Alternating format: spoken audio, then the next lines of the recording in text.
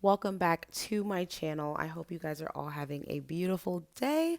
Now today, if you could not already tell by my thumbnail, I want to talk about the original story of The Little Mermaid and how Disney remade it, along with the original voice of The Little Mermaid and her thoughts on Halle Bailey being casted. Now, all the information gathered for this video will be in the description, so definitely check that out. And if you are only interested in the thoughts of the original voice of The Little Mermaid and her input on the casting, definitely go ahead and go down to the description as well, and I will put the timestamp. Now, I read a very interesting article that I just wanted to share with you guys. Now, for everybody out there, I know you all know about the Not My Ariel scandal, about the petitions, about Ariana Grande needs to be The Little Mermaid. I mean, all of it. However, I actually am somebody on this earth who has not seen The Little Mermaid. So you can only imagine how different my perspective is due to the fact that I haven't actually seen it and it wasn't something that was really a part of my childhood. So I came across this article on HuffPost by Lauren Ducott.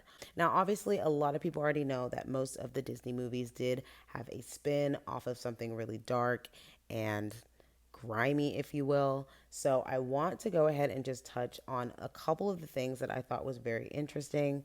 Now, Ron Clements and John Musker are the co-writers and directors of The Little Mermaid. Now, obviously, they are the people who remade Disney's Little Mermaid, not the actual fairy tale. Now, when it comes to the fairy tale is very disturbing. And just to give you a little glimpse of what it is, Lauren actually goes on to say, and I'll put a little clip in here so you guys can read along.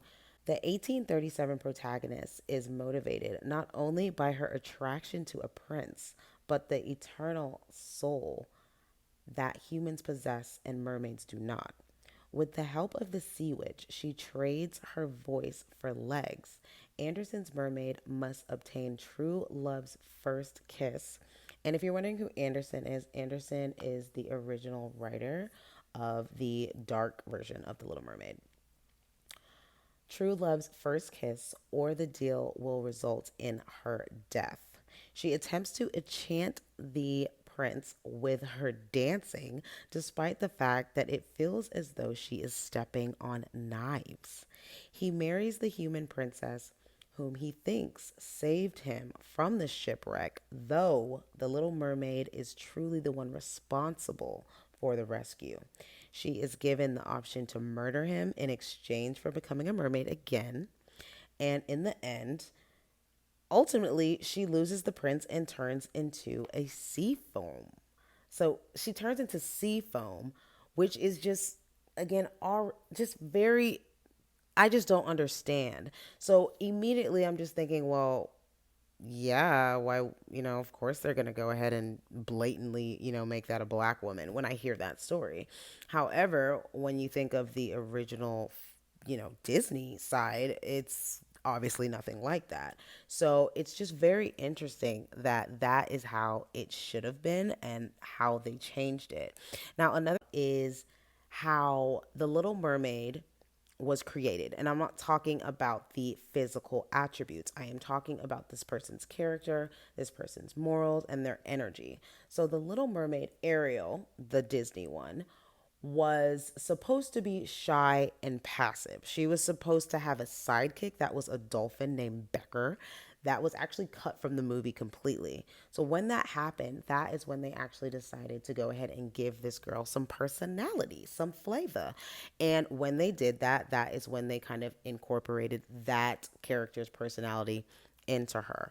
And they talk about this in the article, blatantly just talking about the fact that, he was very energetic and adventurous. And what they basically did to model that rebellion in Ariel was watch, teenagers at that time. So they're watching, Footloose and Clueless and things of that nature, where obviously that representation of a black woman really wasn't there within that time. So, let's not act like it was. So, of course, why wouldn't that person be of that color instead of that person being black as of today.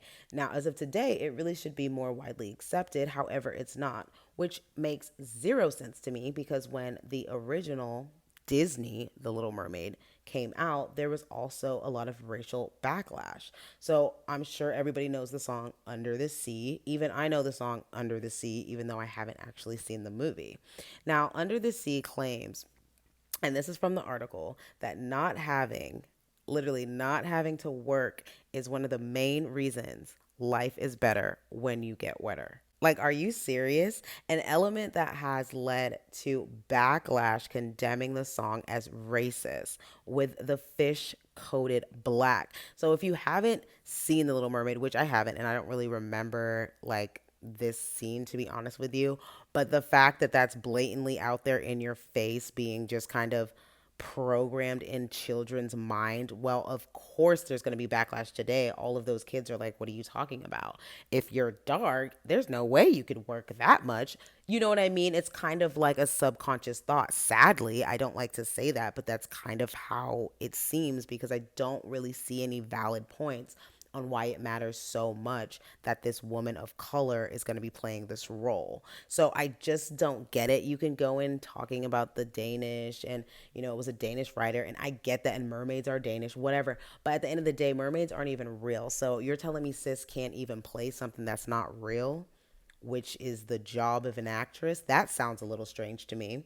But besides the point, we have the co-writers and the directors. So this is Clements and Muskers, and they actually seemed surprised by that allegation. They even said that he was a very hardworking court composer. So they're talking about the person that composed Under the Sea, and they even said that it didn't even occur to them that anything like this mattered, or that it actually happened, like they didn't even hear it. So you can only imagine, one, you can't really blame white people for not knowing or understanding racism. Now, can you blame them for staying ignorant and continuing, that energy? Of course, of course.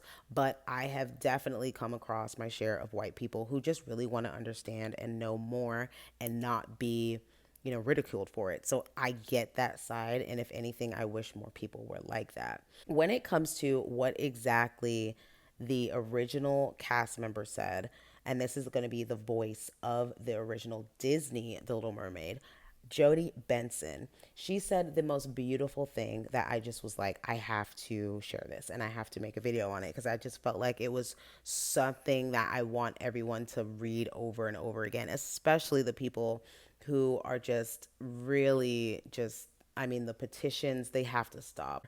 But let me digress. So she states that I think that the spirit of the character is what really matters.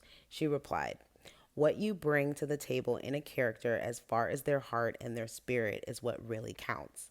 And I love that she said that because this is somebody who played a voice. This is somebody who does voice acting. When you're using your voice and you're not showing your face, there's different dialects and different ways of talking to bring out that character. And that's exactly what she's talking about. So she's literally letting everyone know at the end of the day, it has nothing to do with a skin color. And that's absolutely right, because we already know how many white people have played Indians and black people for cartoons, right? Right. So she goes on to say, what you bring to the table in the character as far as their heart and their spirit is what really counts.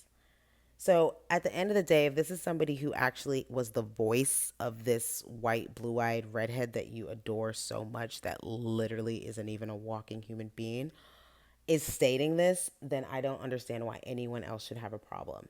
I really, really don't. And Benson even says, we need to be storytellers. And that is an absolute fact. And no matter what we look like on the outside, no matter our race, no matter our nation, our race, the color of our skin, our dialect, whether I'm tall or thin, whether I'm overweight or underweight, or my hair is whatever color, we really need to tell the story. And when I heard that, I was just so happy because I want more people to talk in that fashion. I want more people to understand that it has nothing to do with this person's attributes, and it has everything to do with their journey. It has everything to do with their story. If you just hear Halle Bailey sing. I mean, her voice is immaculate. I closed my eyes and I saw a fairy princess in my head. That's what you are. Unforgettable, though near or far. So why wouldn't somebody of that magnitude be able to do a role like this? I just don't, for me, I don't see it. And I don't know if that's because I am black, but I just don't get it because I have seen other people, meaning white people, play other races, and I'm not the black person that gets mad about that. I'm normally the black person that's like, oh wow, they did a really good job, or they did terribly. I will actually blatantly be honest, just like I will with an African American who's playing an African. I'm able to distinguish if that's an actual African accent compared to somebody who's playing an African accent. So with those perspectives, it really does change my viewpoints on why I think this whole matter shouldn't matter. And I wasn't even going to do a video about this, but the reason I wanted to is because one, I haven't seen The Little Mermaid. So it's completely unbiased over here. Like I didn't grow up with that. And two, do you see what she's saying? I mean, that should be enough evidence right there for everyone's feelings to kind of be dissipated. Because if she's stating that, and this is somebody who actually worked, then I mean, I don't really know why your opinion matters. However, I do think it's kind of strange that the original Little Mermaid had racial backlash. That obviously was not in the period of social media. And this one also has racial backlash. Now, the original Disney Little Mermaid did gross, I think, over almost 300 million. So you can only imagine what this one is going to do. I am beyond curious to see how they play with this script. I'm beyond curious to see how they play with these characters. For me, I will definitely be watching the original Disney Little Mermaid soon. I don't know when, but before I watch the actual movie that will be coming out, I am going to make sure I finally watch the original The Little Mermaid because I've never seen it and I really do want to compare and contrast both of the movies. But other than that, guys, let me know what your thoughts are. Let me know if you see some of the blatant racism that was in the last movie and that is now probably going to be in the next movie. Let me know your thoughts on that because I think a lot of people aren't talking about it. I haven't really heard anyone bring up the fact that there was racial backlash in the last one and in this one. So I don't really know if that's going to be a recurring theme. But at the end of the day, we can all just sit back and watch, really. We all have opinions. We all have things that we have to say. But at the end of the day, we can't really do much about changing the majority of people's minds. So all we can do is just tell our story, just like she said, and hope to have people understand where we're coming from. Other than that, guys, if you did like this video and you made it all the way to the end, I really do want to give you a big thank you. Please don't forget to like and subscribe. I will definitely see you in the next video. Peace.